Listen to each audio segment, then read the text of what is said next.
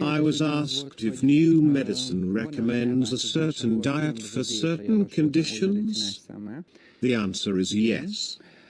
Diet should be introduced with changes that affect the digestive system.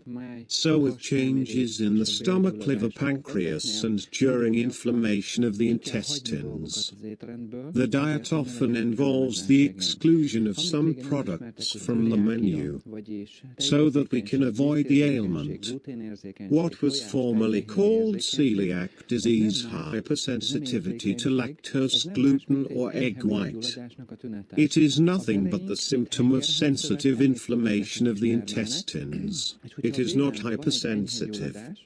Cylindrical epithelial lining the inside of the intestine produces digestive juices. Intestinal inflammation impairs the production of digestive juices. This is the cause of, for example, intolerance to bread or abdominal pain caused by the inability to properly digest the bread eaten by the sick person. Thus, when inflammation of the liver, pancreas, stomach or intestines, it is necessary to apply diet. However, this is not a therapeutic diet. That is why I do not eat some products because it will cure me, but because I feel comfortable. In order to cure, I have to solve the conflicts that cause or sustain changes in the stomach, liver, or intestines.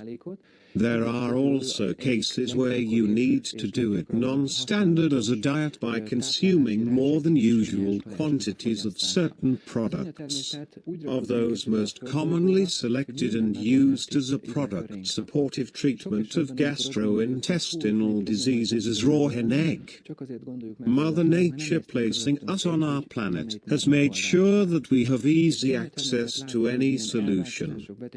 In many cases it seems to us that the solution to the problem is not possible, but only because we did not look around for him in his search. Mother Nature is aware that the best cure for some change or disease will give man, literally speaking, a protein bomb. A huge amount of well-assimilable protein. The best, most accessible and cheapest source is the raw chicken egg. When is the recommended intake of raw chicken eggs? For pleurisy, peritonitis, or any condition that requires drainage. 30. This is usually done in such a way that the patient is diagnosed with, for example, extremely malignant ovarian cancer.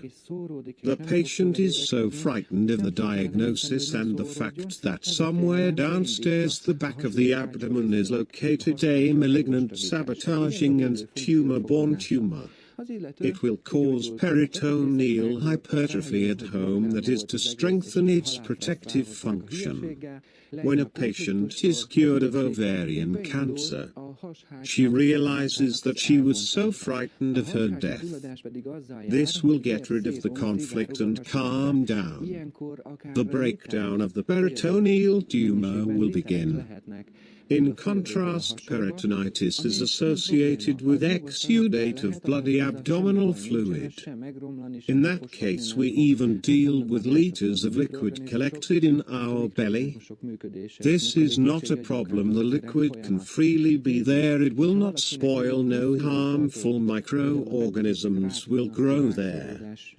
As the propagation and action of microorganisms in our body is controlled by our brain.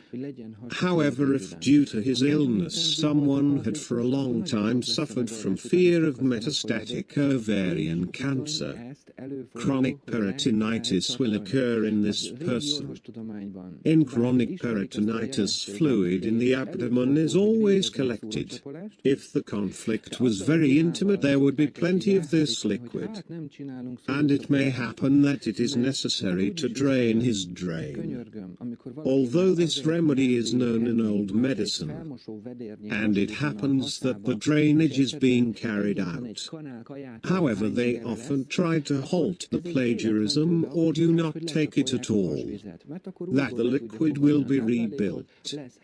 But I beg you, if you cannot eat the patient because a bucket of liquid in his stomach, and even if 1 teaspoon of food produces nausea, this drainage becomes a life-saving procedure by which the patient can again take food.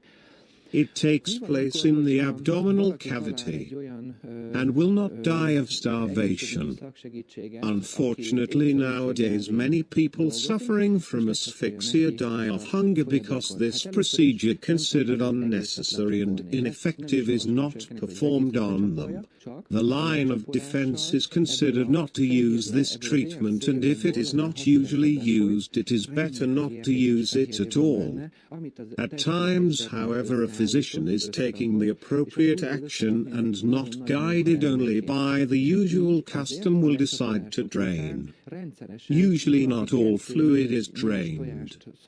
Anyway, I would not advise anyone to remove it entirely, because it contains a tremendous amount of very valuable protein that the body synthesized. So resynthesis would be a tremendous effort. Because of that, after the drain we should regularly eat 2 to 4 raw eggs a day, thanks to which, despite the loss of protein due to drainage, there will be no disturbance of physiological balance or energetic organism.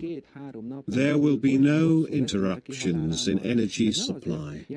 So if a peritonitis occurs in someone, then maybe with one measure. What is the consumption of at least 2 raw eggs a day?